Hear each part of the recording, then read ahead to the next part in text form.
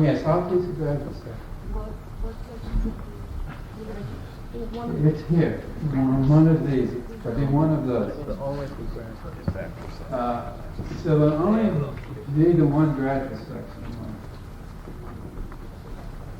Okay, well, any questions anyone would like to ask? Okay, well then I'll proceed then. Yes. Should we express a preference for these times? Well, you can if you wish, but we may not be able to honor it. But I don't suppose it hurts. You want to? I don't know how much it will count for. That all depends. So I'm sorry we can't guarantee that. I'm not sure. Well, any other questions? Okay. Well, I'll begin then. Now you recall what we're doing is attempting to give some account of these fundamental intuitive ideas, as I've been calling them. And I think of doing that as an attempt to gain some kind of orientation into this view that I've been calling justice fairness, so that in particular we don't get lost by the details. It's easy to get lost by the details, and I think it's a case from seeing what happens at some times that if you misread something and take it the wrong way, then in a sense you're lost and everything begins to go wrong. So that's why I'm making this effort, which I hope is not too obscure, to explain it in a kind of a general way, but I hope it's intuitive so one has a firm enough grasp, so if later on one will be prevented from certain kinds of misinterpretations.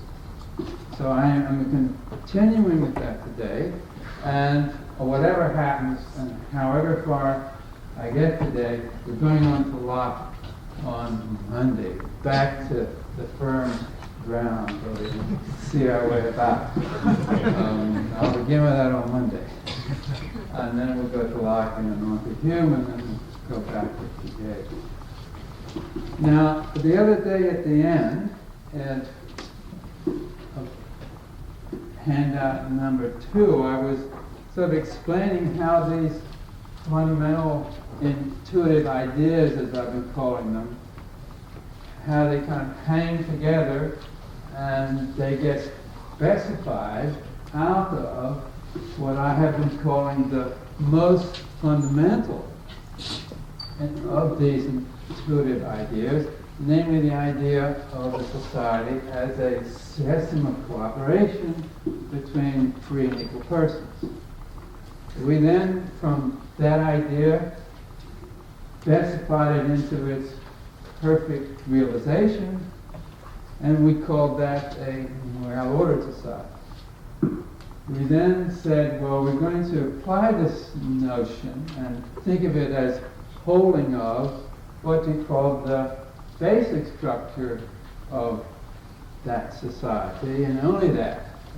It applies primarily to that structure, so we're developing a special conception of justice for a very special case.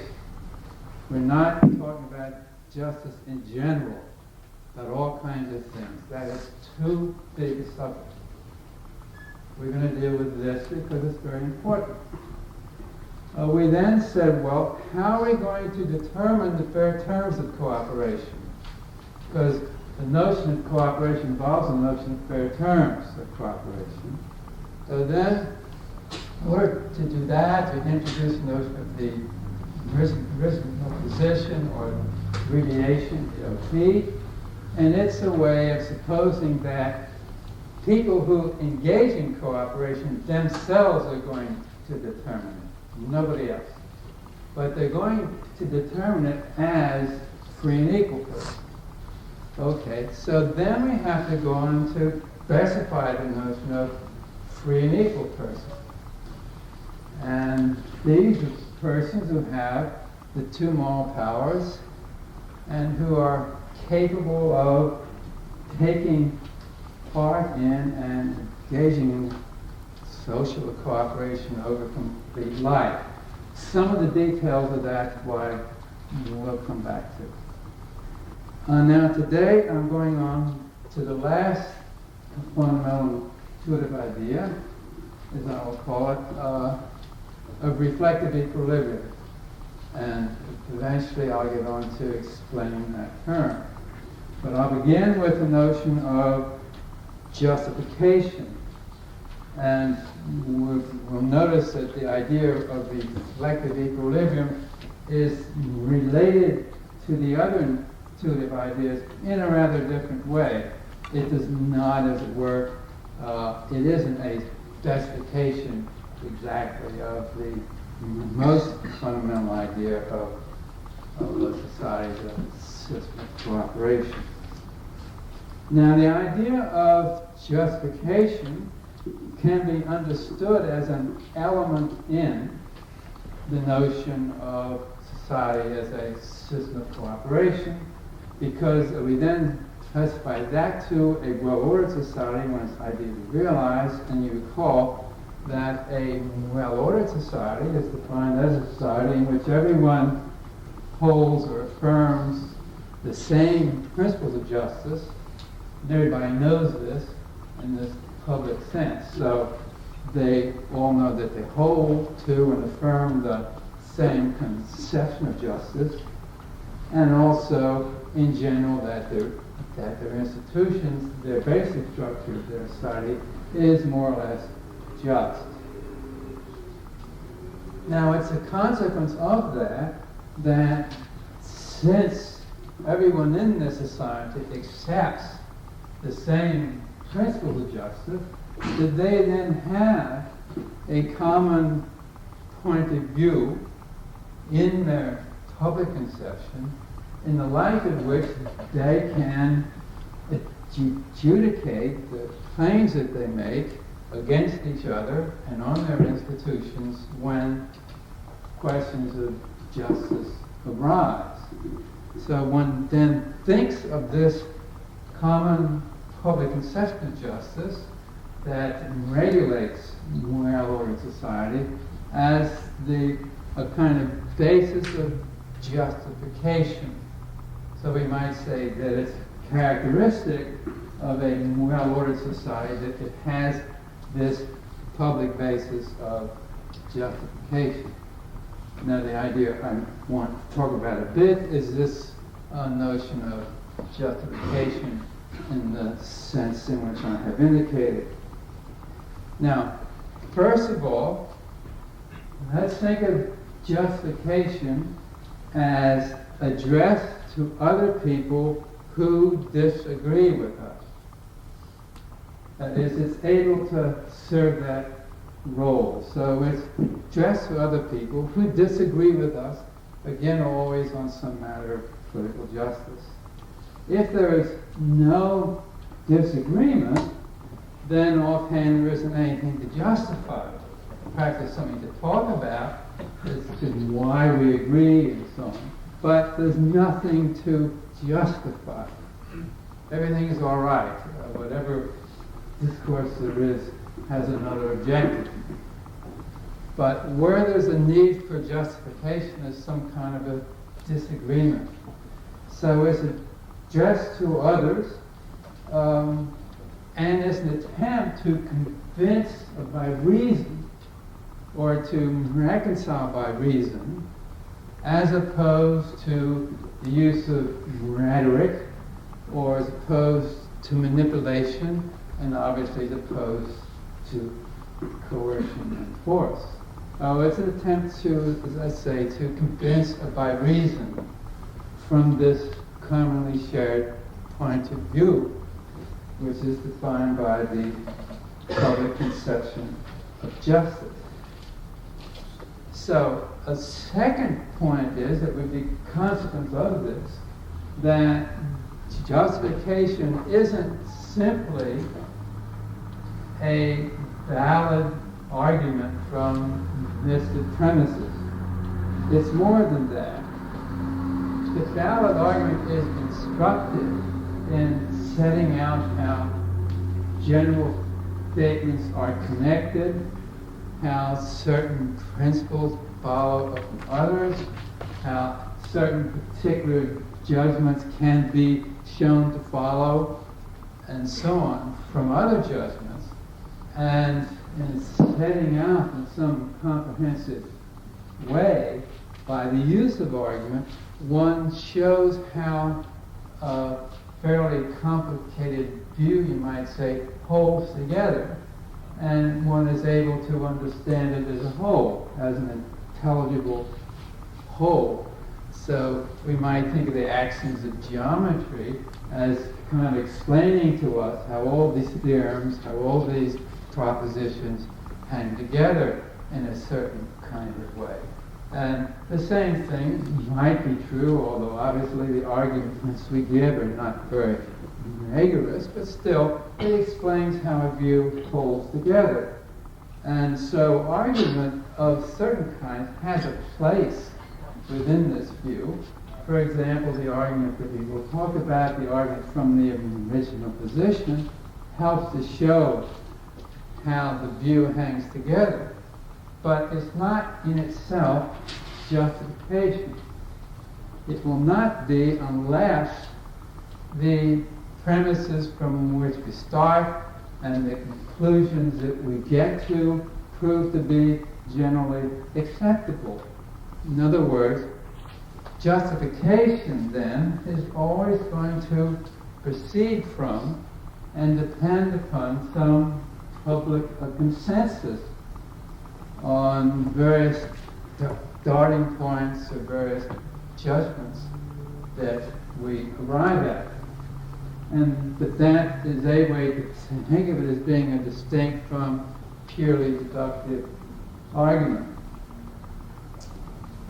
And then in this view, it's not going to be the case that justification or the burden of it is carried solely by the first principles from which it starts.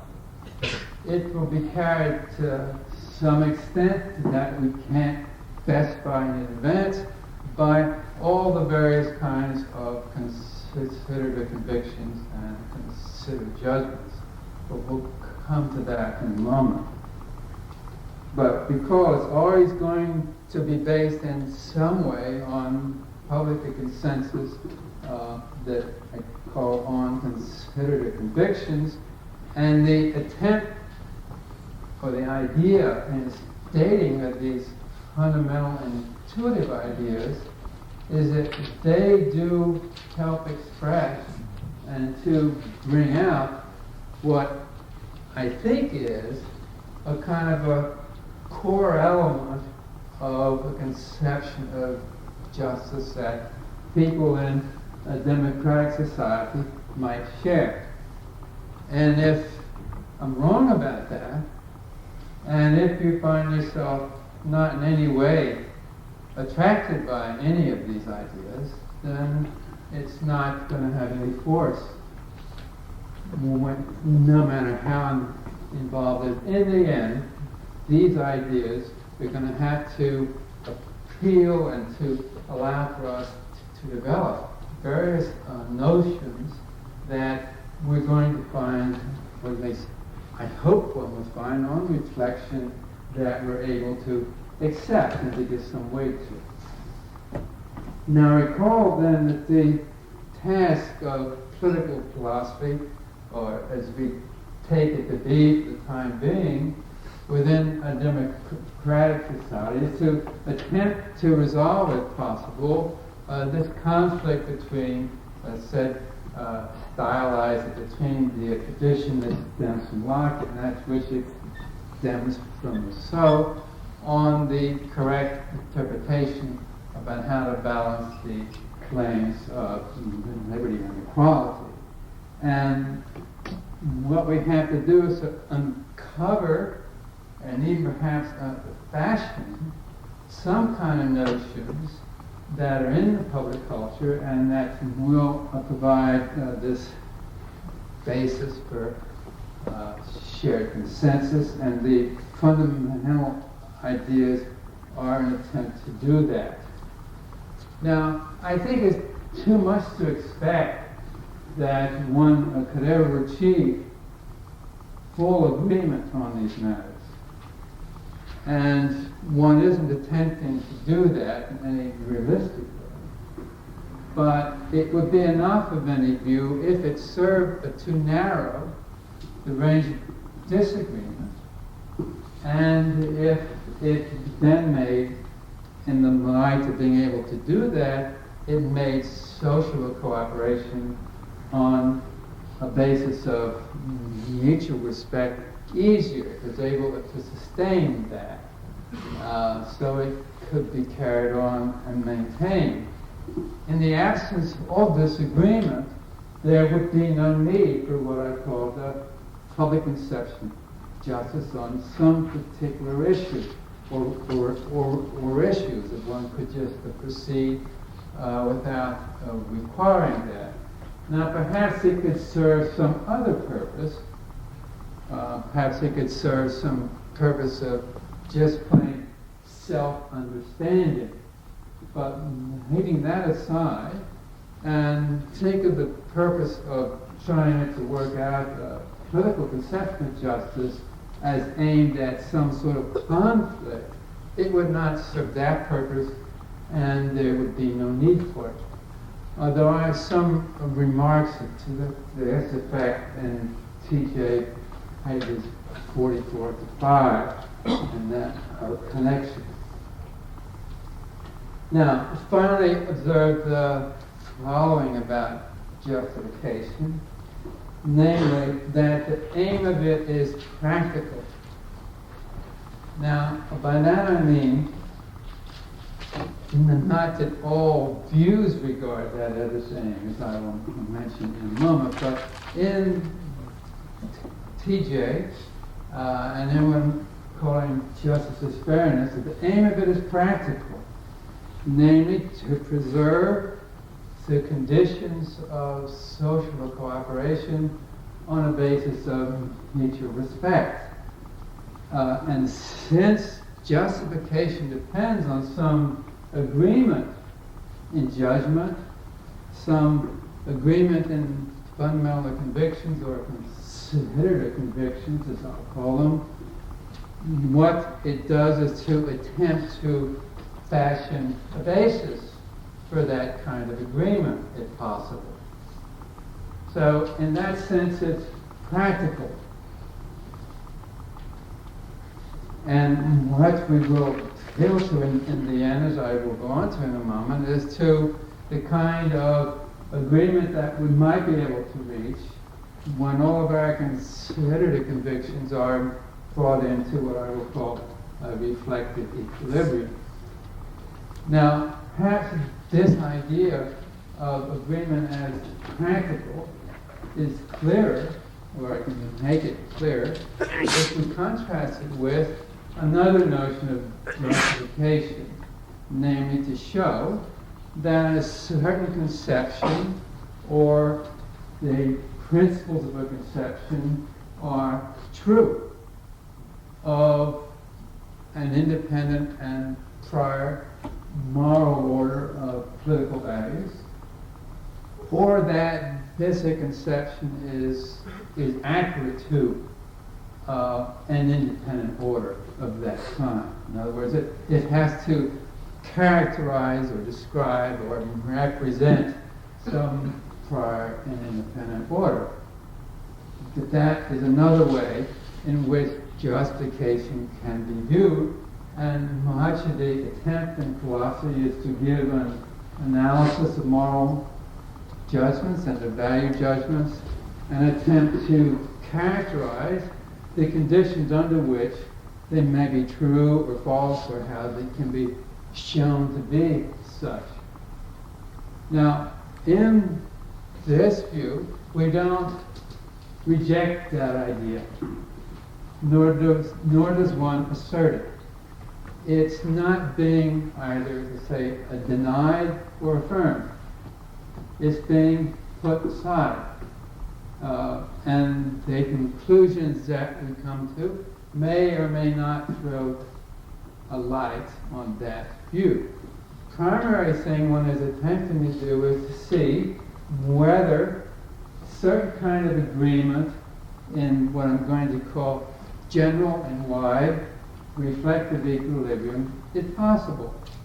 And on what basis can it be achieved in terms of what sorts of fundamental intuitive ideas? And then it's another and separate question, how far to this conception is to be regarded as true or as accurate as some independent moral order. I'm prepared to say, or I think we should be prepared to say, that the view is reasonable and adjectives of that kind, but those I want to distinguish from saying it's true.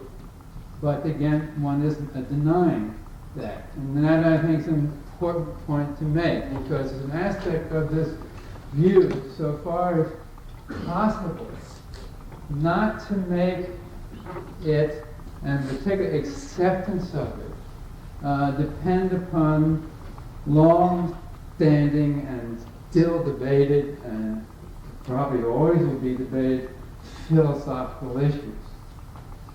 So in a way, to use a phrase that won't become clear perhaps until later on, we're going in a sense to apply the principle of toleration to philosophy itself, and to see how far one is able to build a conception of justice that is acceptable within a democratic society purely on these sorts of fundamental intuitive ideas, leaving aside these other various philosophical issues, fundamental and long-standing questions.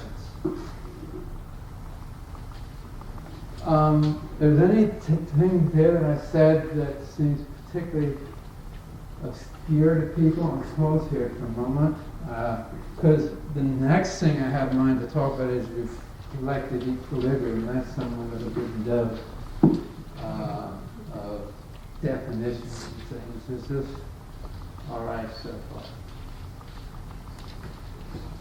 Okay, well, particularly in the book, in sections 4 and 9, pages in there that I'm now saying something about, putting it in a somewhat different way, but essentially the same notions. And I hope perhaps this other way of putting it will make it easier for you to understand or to get a sense of what's going on. Although I want to say none of it's at all technical. It's just in the matter of being able to, I like to think, hear the music in the score. But perhaps I'm deluded about that, and it isn't exactly, it's only a tune and not music you can see, but I'm trying to convey to you what the ideas are. So, return to the notion of reflective equilibrium. Now we begin with the idea that every citizen has a capacity for a sense of justice. And that capacity, you recall, is the capacity to understand, to apply, and normally to act from, and not merely in accordance with, the principles of some public conception of justice. So that they have that capacity. And the assumption is made that beginning in early life, of course, so we only have the capacity, it's mere capacity of the child, but that in the course of life, and as we get to what we might call the age of reason, one does actually have, unless things have gone rather wrong, does have the capacity to some sense highly developed. And that it is highly developed is shown in the fact that you're able to make all sorts of judgments of justice about all kinds of things, extending from basic institutions to things about the law of nations, to all the way down to particular standards, principles, practices, the actions of individuals, and their character. This whole range of things, extending from just ordinary life out to political institutions, are able to make all of these judgments. And that, I'm going to assume, shows that this capacity is in some sense, has been developed, and you're able to exercise it in judgments. So that's the first point to make. And I think of this capacity as in part as an intellectual power, because it involves the powers of thought, reason, and imagination, and also other powers that one might characterize in another way. But it's in part an intellectual power, because you have to exercise these other capacities. Now, what we do is to select from this great mass of judgments that we make in everyday life, perfectly, as it were, often spontaneously, although sometimes, of course, we argue and we reflect about it. But we make this great mass of judgments, all kinds of things. What we do is to select first the class of political judgments, let's say, of justice concerning the basic structure. We leave the others aside for the time being, and we select those, and then within that class, we select those that we call considered judgments. Now, these are judgments that we make under certain conditions, namely under conditions when we have, or when we think we have, other things equal, the desire, the opportunity, and the ability to make a sound or careful judgment. So we presume that we're able to base it on the necessary information, or we're able to investigate the information, that we are impartial and we don't feel threatened in any way, and that we have time for reflection, and so on. This is discussed in section 9, and what the conditions are for selecting these, pages 47 to 48. So there sketch very briefly in a paragraph and what these conditions are. The idea is that they just simply are the conditions, given that this is an intellectual power of some sort, when those powers have adequately been brought into play. Now, what turns out to be the case, I think, is that we make these considered judgments. If we examine them, they turn out to be at all to different levels of generality. That is, some of the judgments that we make are judgments on the actions of individuals, on, say, some political actor or some politician who's acting within the basic structure and holding some office. We just say that they acted unjustly, or perhaps other phrases that would be used, from individual actions all the way up to rather general principles that concern the Constitution, that the basic principles in it should be general, that they should be universal in the sense that they hold for everyone in the society, that they should be public in the sense that they are known and can be published and understood and generally recognized without undue unfortunate consequences. So we have judgments of this sort, some being highly particular about certain kinds of behavior or certain particular action of an individual, all the way up to and through all the things in between, these general principles on the Constitution, including, of course, principles of rights and so on. Now, it will turn out that these considered judgments, if we take them as more particular, or we might say they're considered convictions if we think them as of a high level, but those terms I will use more or less interchangeably. These considered the convictions of any one person, that is each of us. They are often in conflict with one another. They're not consistent. So that each of us within our own minds is of a divided mind. In the sense that we often find that if we think through the consequences of the judgments that we make in some cases,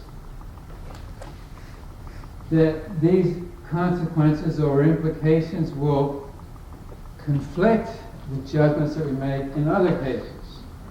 So we ourselves are of divided minds about it. Now, ordinarily, perhaps that does not make much of a difference, but it may turn out that inconsistency happens in the case of some political issue that's of importance, and then we have to make up our minds. Yes? Could you give an example? Well, it may be that might be a good idea. It may be that the opinions that we have about punishment, if we attempt, say, to justify the views that we have about punishment, we may find ourselves that the way that we would account for that, the views we have, if we formulate this principle, which is the only one way that we're able to account for it, we might find it rests upon some principle of retribution or revenge or something. And when that's brought to our attention and applied elsewhere, perhaps we find we don't agree with that. Or perhaps it just turns out that there is no inconsistency with something else offhand, but what strikes us is that when that principle is formulated, we don't like it. We want to think it should be based on something else. So there are all kinds of ways in which, if we begin to reflect about these, we may find within ourselves that we're inconsistent. Yes? I'm a little bit unclear on the notion of these considered judgments. Are they considered to be some sort of special class of judgment, or are you just trying to generalize the way in which we make decisions on such matters? Question is asked, are these a particular class of judgment that is considered judgments, or are they just how we make them on particular matters? I think the answer is the latter, really. I'm thinking, first of all, you see, we want to form, when we begin to develop our political conception, on those convictions of ours that we are most sure about. I mean, that's the general idea. What is it about which we are really sure, or relatively more sure?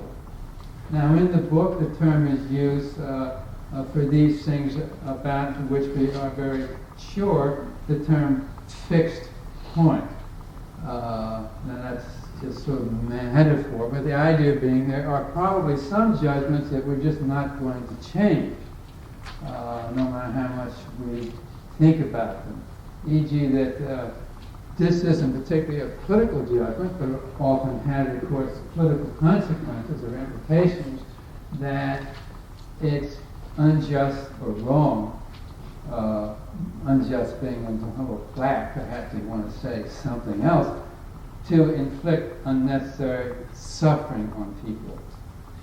Perhaps that's a form of cruelty, and we want to say something stronger about that. Not to mention various other historical horrors that we could easily imagine without saying, realizing that there aren't any circumstances I can imagine that I'm prepared to alter my views about that. We all have our examples of it.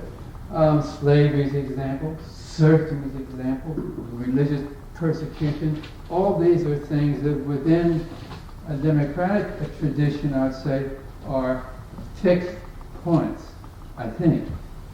But there are other things, when we come to reflect about it, our views are not very clear, and distribution of income is another.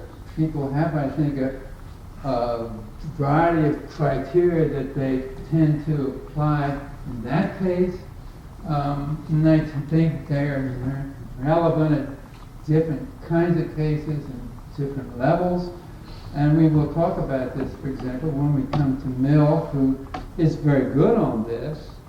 And it's a matter of trying to sort these out. Okay? I mean, it's just at all helpful. So we're trying to find, to say, first, the fixed points we take for granted. We're not going to change mind on that. I mean, even the idea of feeling pity, I'm sure, all of these things, for someone like Hitler is impossible. I wouldn't think of entertaining it. And so on, from other cases where we're just very, very sure. Pity, I mean anything that would happen to him. Anyway, not to go into that. We want to find the judgments that are most secure, the most firm. And we want to build the political view around that. So to come back to you, I'm afraid I was somewhat rambled from your question, but the idea that's the idea behind this. We want to identify these. So we say, first, since we're interested in political justice, we talk about those judgments. And since we want to find the firm ones, we want to first be sure we get the fixed points and then other things from there. And you can think of the 5 fundamental ideas that I talked about earlier, or fundamental intuitive ideas, to stick to my terminology, that's a kind of core, I think, around which a lot of these can be organized. And whether that turns out to be so or not, we don't know. We'll just play it out and see how it looks. So, if we take these considered judgments, as I say, we can, each person within themselves is inconsistent if we reflect about it. And I think if you're not, you're either probably unreflective. Well, I won't talk about you. I'll talk about other people. If you're not, if one is not, one is either unreflective or insensitive, or maybe mad. Where by mad I mean in the grip of some doctrine, and you bring everything in line with that at the cost of ordinary human feeling and experience. So I think we have these conflicts, and we really can't eliminate all of them, probably. And that isn't the idea. The idea is to try to see if we can find some basis of agreement, political agreement. So within one person, if we just took their judgments, I give a number of definitions here. I think the handout itself is clear enough on that, so I won't go through those. They are a bit tedious. Let me end up with just a final remark. There's a third reason for introducing the idea of the original position. The third reason. The first one was, you recall, we want to apply the notion of agreement to the basic structure itself. So we have to elaborate a point of view which is, in some sense, independent of it, at any rate, a point of view from which it can be assessed that isn't a point of view inside of it.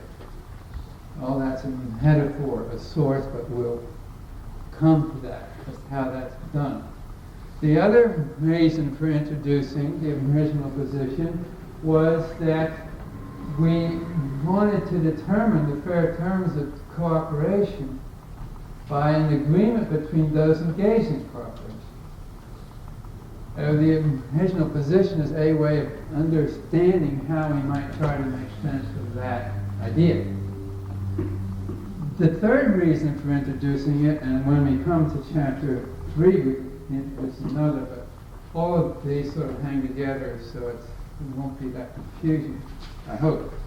A third reason is that we think of the original position as a kind of focal point in which and through which we can bring our various considered convictions at all levels of generality, bring them to bear on each other, and see which of them are the firmest and which will hold up.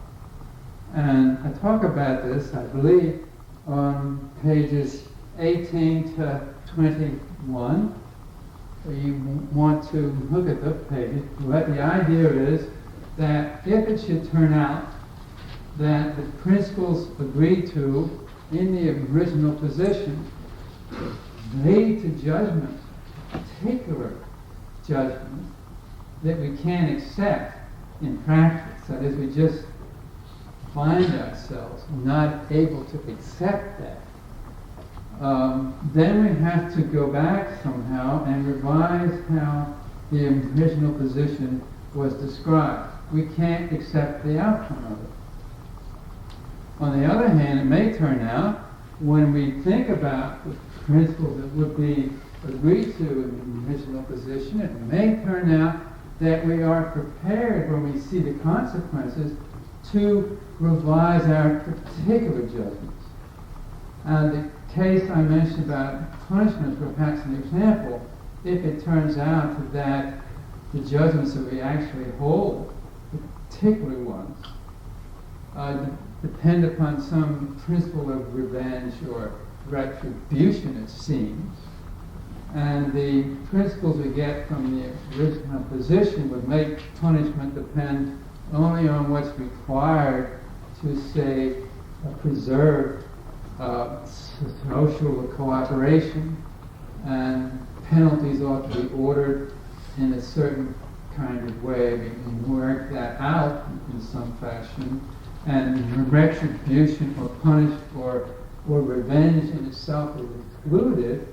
So suppose that's so, at least something of that kind is so within this view, then we might say, oh, our previous views were wrong. So we revise particular judgments in line now with the principles we get.